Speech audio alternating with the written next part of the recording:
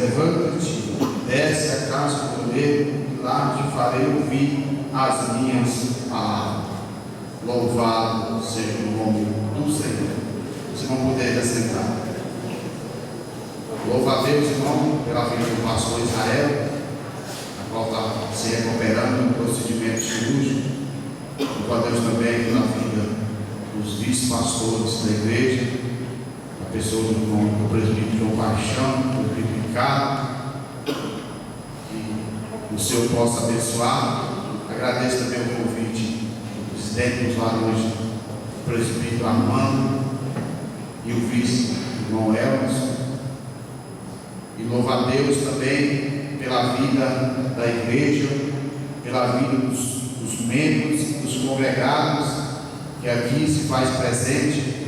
Sabemos que o Senhor está em nossa vida. O tema dessa mensagem: o nosso Deus é o Deus de restauração. Louvado seja o nome do Senhor. Como dizia o pastor Samuel Câmara, lá em Belém, dizia: se você é convidado a pregar numa igreja de outras pessoas, é muito bom. Pregar na sua é uma. Então, nós agradeço pela oportunidade. Mas para nós entendermos esse processo, essa restauração, tanto de Jeremias quanto do próprio Jesus Cristo, precisamos estudar a Bíblia de Gênesis a Apocalipse, especificamente os Pentateuco e Gênesis, para que nós possamos entender esse processo dessa restauração. Nós sabemos que quando você estuda o livro de Gênesis, você fica ciente, você passa a entender o começo de todas as coisas, como aconteceu tudo no passado. Aí você olha para Gênesis capítulo 2 e o versículo 9, o próprio Deus fala de uma árvore do bem e do mal. Quando Deus fala dessa árvore, essa expressão ele está dizendo: o bem está na terra, mas o mal já chegou. Ou seja, o inimigo já estava na terra quando ele falou essas palavras. Essas palavras só para ele fazer uma divisão. Ele disse: a árvore do bem e do mal. Ou seja, o mal já está presente na terra. O inimigo ele já tinha sido expulso do céu, ele já estava na terra. Aí nós podemos ver que o próprio Deus, lá em Gênesis, já no capítulo 3, já em diante, começa Deus já aconselhando aquele casal, porque Deus ele fala para eles não comer daquela árvore. Quando Deus fala, irmão, daquela árvore, aquela árvore é simplesmente uma referência para a obediência. Aquela árvore só representava uma referência para que aquelas pessoas, Adão e Eva, tivessem a obediência. Todos nós, já no século 21, temos uma referência de obediência. Ou seja, temos as normas para nós seguir, para alcançar a salvação. Temos que ter essa referência. Ou seja, você não pode ser uma pessoa de qualquer jeito. Não, você tem que ter uma referência. Ou seja, você vai ver essa referência na palavra de Deus. E uma coisa que nos chama a atenção é a parte B do versículo 15, ali de Gênesis 3, 15. É que Deus fala: certamente morrerá. Quando Deus fala se comer, é a última palavra que fala: certamente morrerá.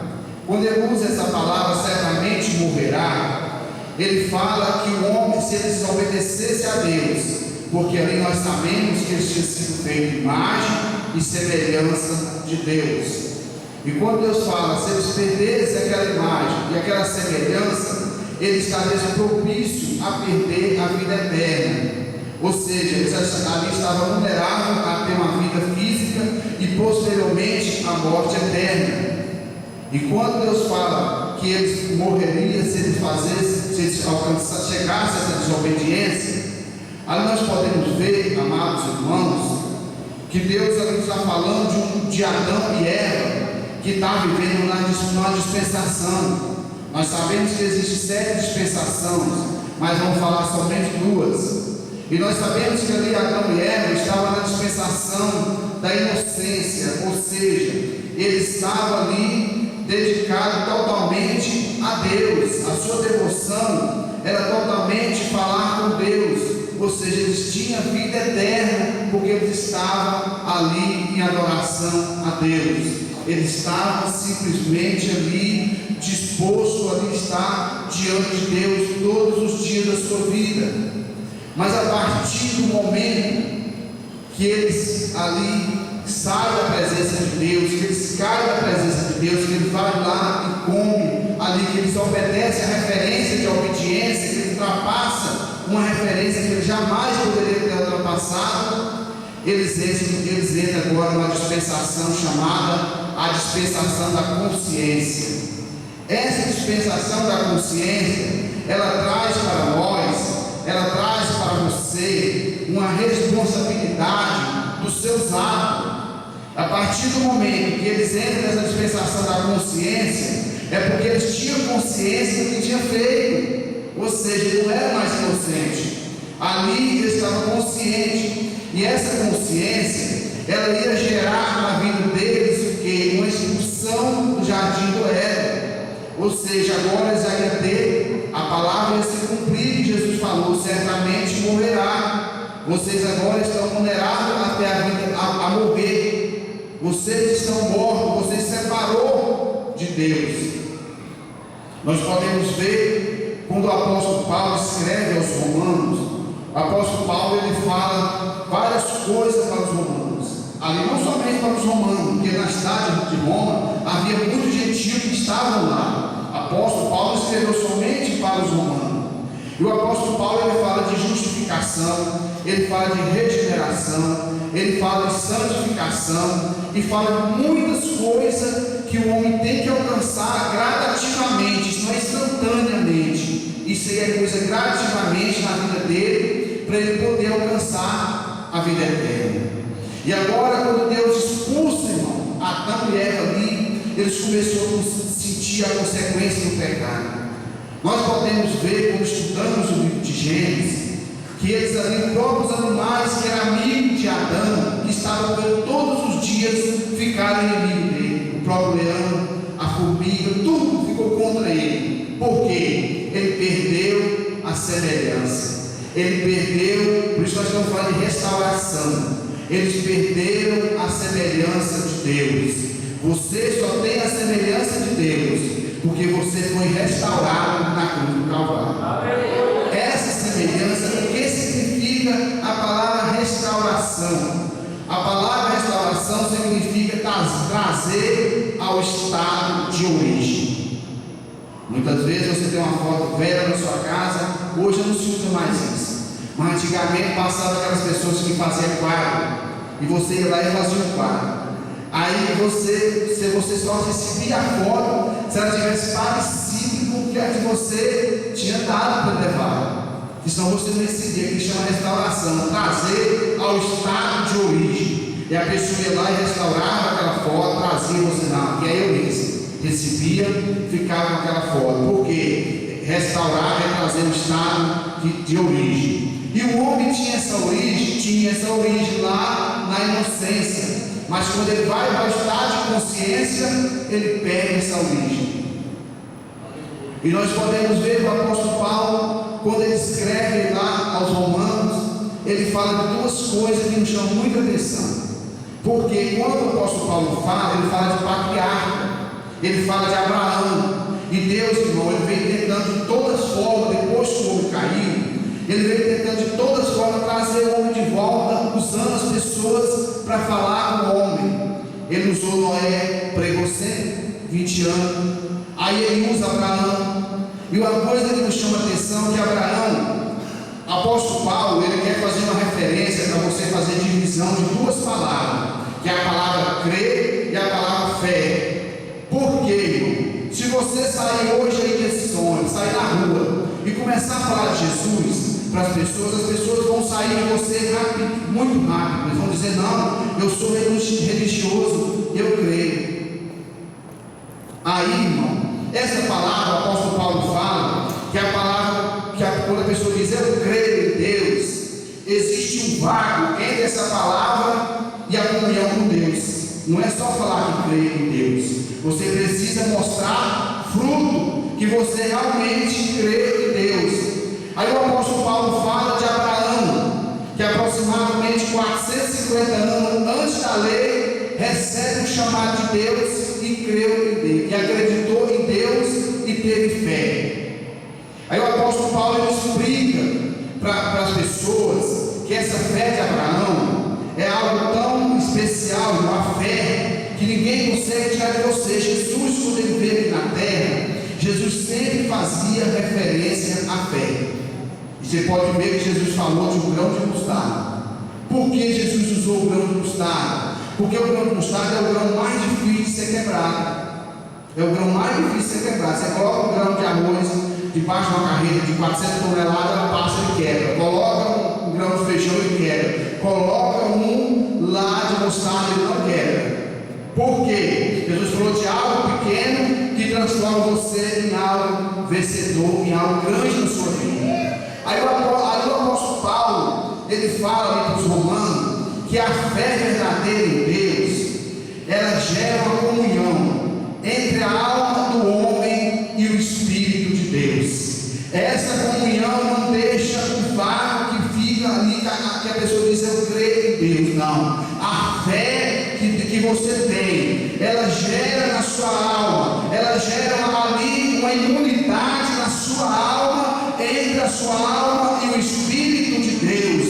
Ou seja, essa fé se mistura, aí você passa a ter a semelhança de Deus. Porque essa fé não tem como separar a fé na sua vida, porque a sua alma está entrelaçada ao Espírito de Deus que está na sua vida. E essa fé se manifesta de algo tão especial, que quando as pessoas não veem algo que você possa vencer, você está vendo, porque você está envolvido com Deus. Você não está olhando nem para um lado e nem para outro, você está olhando simplesmente para o autor e o consumador da fé. Por isso que o apóstolo Paulo, ele explica essa fé que nós temos vencedora. Ele explica algo que as pessoas dizem: eu não sei como alguém está conseguindo tantas coisas, como alguém ali poderia ser uma pessoa que não tem um poder aquisitivo tão grande e é tão feliz, porque essa pessoa está envolvida, sua alma, ela está envolvida com o Espírito de Deus, e você não é mais você, mas você simplesmente, você agora está em Deus, e Deus está em você. E a Bíblia nos mostra, amados irmãos, que a geração começa a passar. A Bíblia vai nos mostrando que começa a passar as gerações, e ali vem os patriarcas. E a Bíblia diz que agora começa a vir os juízes. No tempo dos juízes, irmãos, foi o tempo que Israel sofreu demais, no tempo dos juízes. Os juízes muitas vezes levavam Israel ao caos. Você olha para a vida de Sansão levou Israel ao caos. Quando você olha para a vida de Eli, passa 40 anos na frente, legislando ali como legislador de Deus, mas fazendo tudo errado e levando o povo ao sofrimento. E a Bíblia diz que Deus agora, ele levanta os reis na terra. E a Bíblia diz que alguns reis, como o rei Saul, ali o rei Saul, que foi o primeiro rei de Israel, na história de Israel, que a Bíblia diz que o povo de Israel tinha o maior orgulho, que ele veio da tribo de Benjamim, a mesma tribo dali da descendência de Paulo. E isso nos faz entender que aquele povo contava muita história de Saul, porque ele era o primeiro rei de Israel. E ali as pessoas tinham orgulho, mesmo que ele foi um rei fracassado, fracassou porque não obedeceu a Deus. E a Bíblia diz que o rei foi passando, chegou o rei Davi. Aí Davi, irmãos, um homem segundo o coração de Deus, teve alguns pecados na sua vida, porque era um ser humano. E nós sabemos que aonde está o ser humano existe a imperfeição. Onde o ser humano está, a imperfeição ela impera muitas vezes na vida do ser humano. E nós podemos ver que ali Deus agora, ele fala, quando ali a Bíblia diz que Deus olha para aquele casal lá no Jardim do Éden, fracassado, agora responsável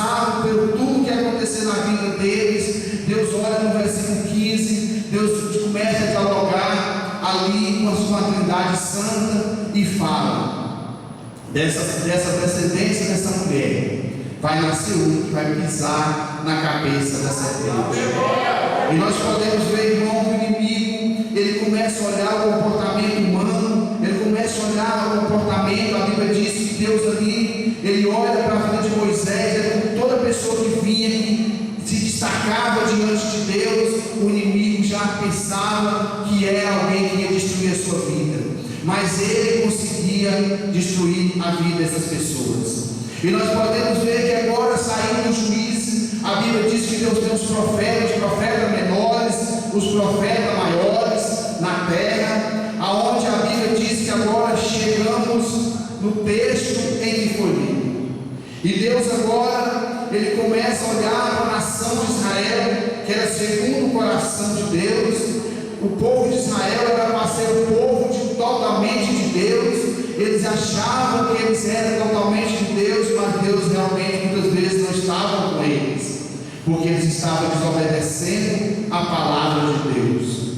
E agora a Bíblia, amados irmãos, ela nos revela que Deus olha para a situação do povo de Israel e vê uma situação ali no tempo de Jeremias, uma situação ali para um povo que era para ser vencedor e um povo derrotado, um povo que estava afastado de Deus, um povo que estava longe dos planos de Deus.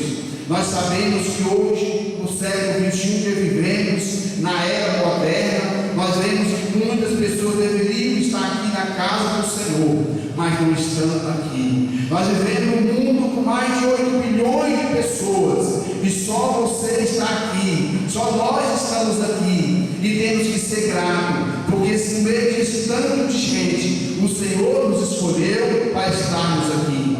Muitas pessoas gostariam de estarmos aqui, mas já morreram sem Deus e sem salvação.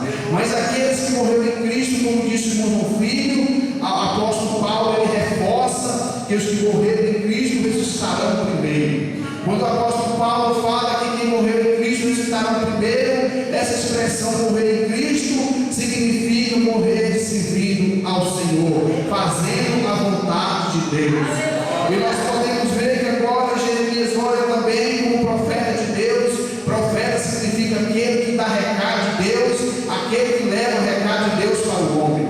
E na Bíblia diz que quando Jeremias olha para aquele povo e começa a pensar: como que esse povo vai ser restaurado? Se esse povo eles não quer nada com Deus, esse povo cada dia está andando a passos largos para fora ali da presença de Deus, estão fugindo de Deus. Como que esse povo vai alcançar a misericórdia de Deus? E a Bíblia diz que Deus manda Jeremias descer à casa do oleiro e fala para ele: olha, você vai lá e não fala nada. Simplesmente você vai observar o acontecimento, você vai observar o procedimento de um oleiro, você vai ver como ele trabalha.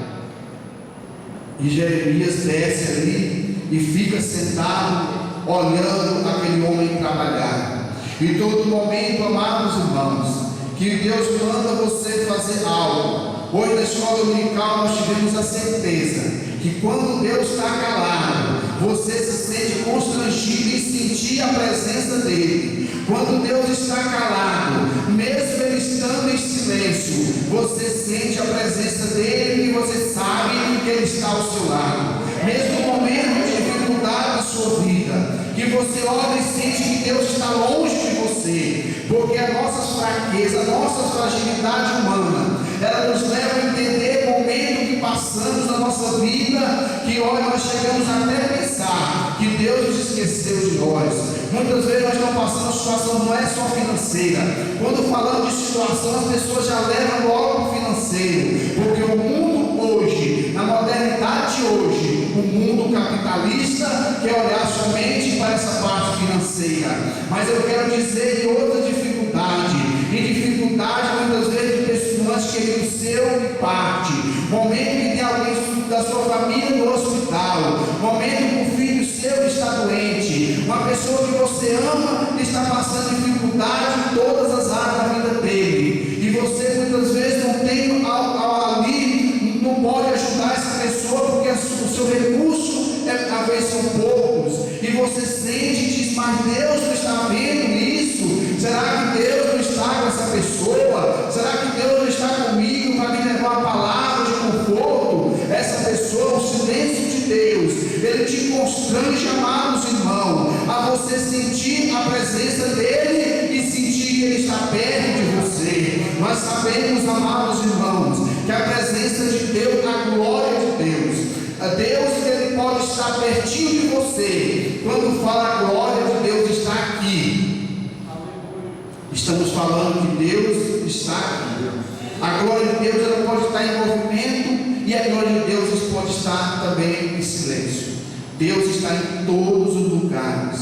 No momento que você pensa que Deus não está contigo, porque você ouviu algo que você não gostaria, que você viu algo que você também não gostaria de ter visto, que você passa muitas vezes ali e só você sabe, nem o seu melhor amigo pode saber, que muitas vezes, em vez de te ajudar, ele pode até te atrapalhar, e você apega com o Senhor e diz: Senhor, eu sei que vou vencer. E ali a Bíblia diz que Jeremias estava ao lado ali daquele homem, e começa a ver que aquele homem ali rodando aquele barro, fragmento saía e ele pegava de volta e colocava, e ali foi ficando perfeito, aquele vaso foi ficando perfeito, e ele olhou, e ali se ele elevado a ele estado de espírito, a glória de Deus se manifestou na vida de Jeremias, e Jeremias começou a entender, irmãos, se a presença de Deus estiver na sua vida, se a glória de Deus, o Espírito Santo de Deus estiver com você, você começa a entender o que Deus quer falar com você, você começa a entender o que realmente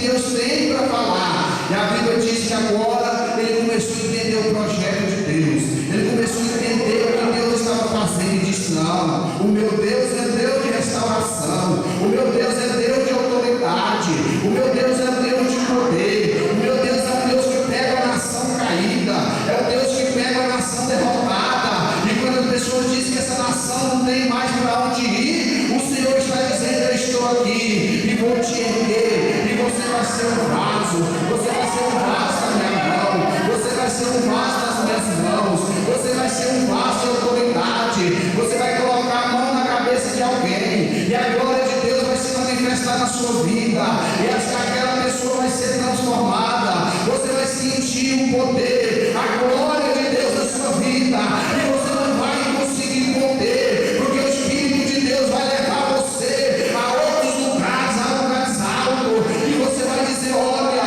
eu estou aqui porque o Senhor me colocou aqui. Outra pessoa gostaria de estar aqui, mas o Senhor mandou, foi eu.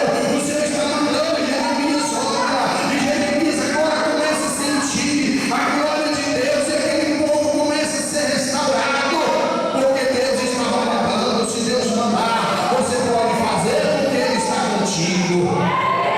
Louvado a Deus, aleluia.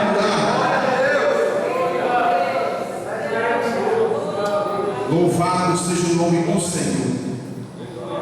E mediante ali toda a história da humanidade, Deus começa a planejar. E essa restauração, ela chega em Israel, mas não era o suficiente. Deus sabia que precisava de algo mais para a humanidade. Deus vê a humanidade cambaleando ali e no pecado.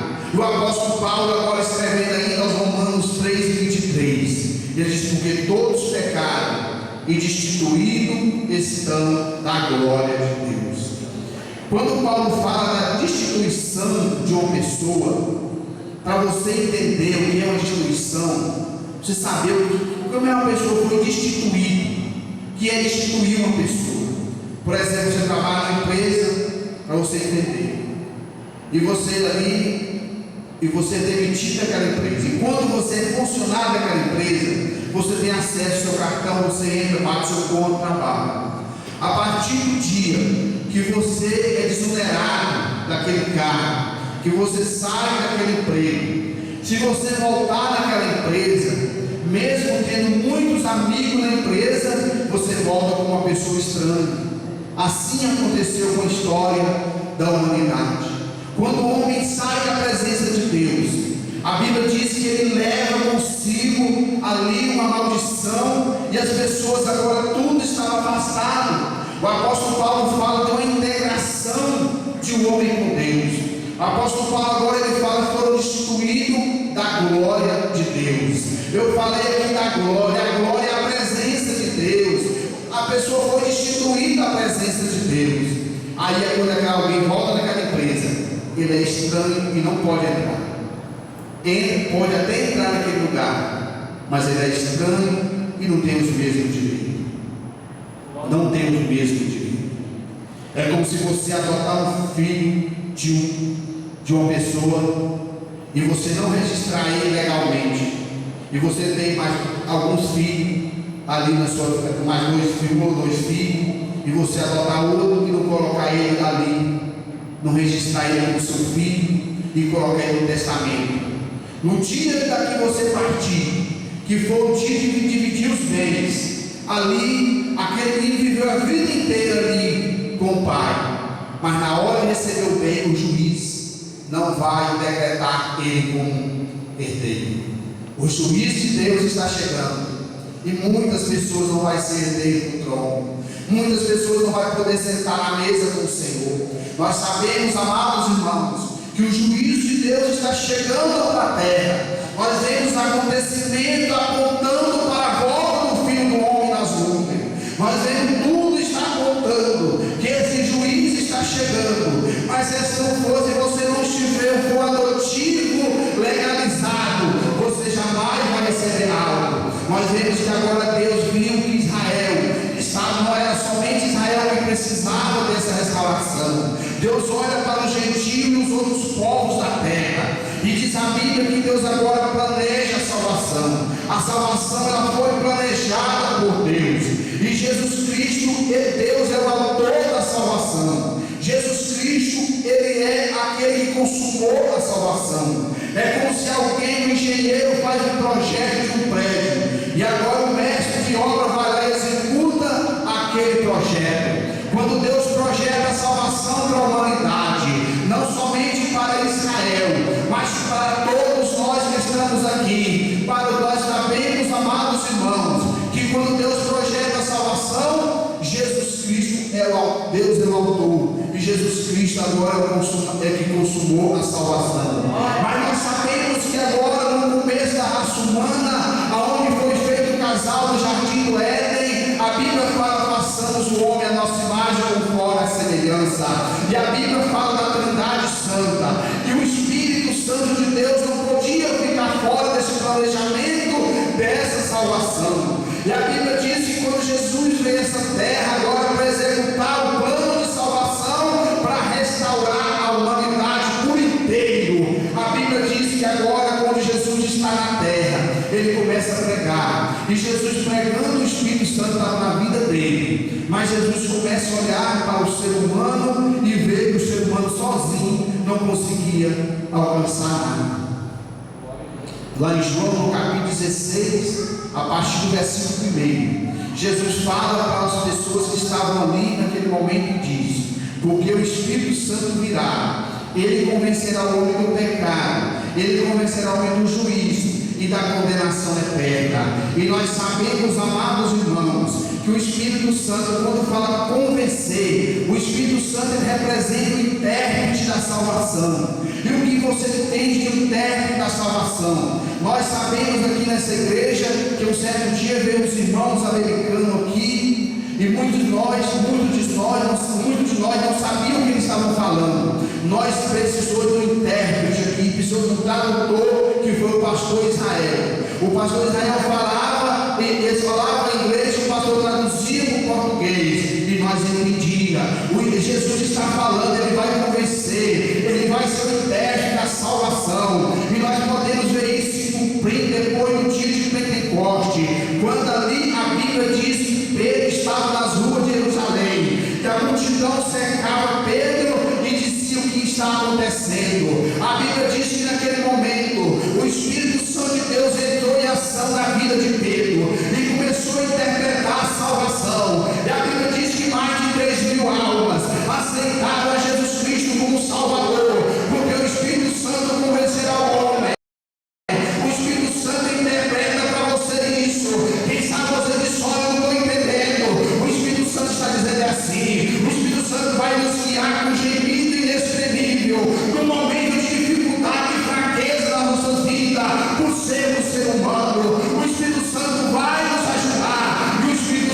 está aqui nessa noite. O Espírito Santo, intérprete de Deus, está aqui.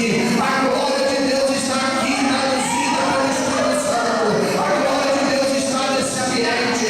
Convido a igreja a ficar-se de pé nessa noite, para que possamos agora, amados irmãos, sentir essa glória de Deus aqui neste lugar. O Espírito de Deus está aqui nessa noite. Ele está colocando a sua vida hoje. Ele está dizendo: olha, eu estou aqui restaurando vida, assim como o Senhor está restaurando Israel. O Espírito Santo de Deus está restaurando o vaso aqui nessa noite. Ele está capacitando para você sair e fazer o índice de Jesus Cristo, empregar a tua palavra com poder e autoridade. A glória de Deus está aqui nessa noite. Ele vai te restaurar com um vaso. Se você tem vontade de pregar, o Senhor vai te usar. Se você tem vontade de louvar o nome do Senhor, Ele vai te usar. Se você tem vontade de evangelizar, Ele vai te usar. Se você tem vontade de profetizar, Ele vai te usar na profecia. O Senhor está aqui nessa noite. O Espírito Santo de Deus, Ele está interpretando essa palavra, está colocando a sua vida, que você é um vencedor, que você é um vencedor.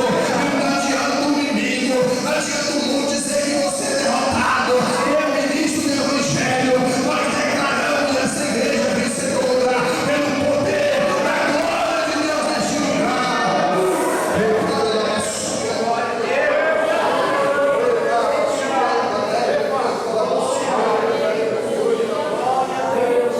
Nosso Deus e nosso Pai, em nome de Jesus Cristo, ó Deus, eu te apresento essa igreja a tuas mãos nessa noite. Senhor, os teus filhos, ó Pai, que estão aqui, ó Pai, o Espírito Santo quer fazer cada um vaso melhor cada dia, ó Pai. Que nessa noite, Senhor, nós possamos cada dia melhorar de Ti, possamos ser umas pessoas melhores na Tua presença, Pai. Abençoa a Tua igreja no Teu nome, em nome de Jesus. Amém. Amém. Glória a Deus. Queremos estender aí um convite. Se tem alguém que não é crente, que quer nessa noite aceitar Jesus como Salvador, quer fazer uma mudança de vida, quer vir um arrependimento, que arrependimento significa mudar de vida. O Senhor está aqui nessa noite. O Espírito Santo está interpretando a sua vida, que o Senhor é o autor e o consumador da fé. Por isso, nós louvamos a Deus pela vida da igreja. Amém.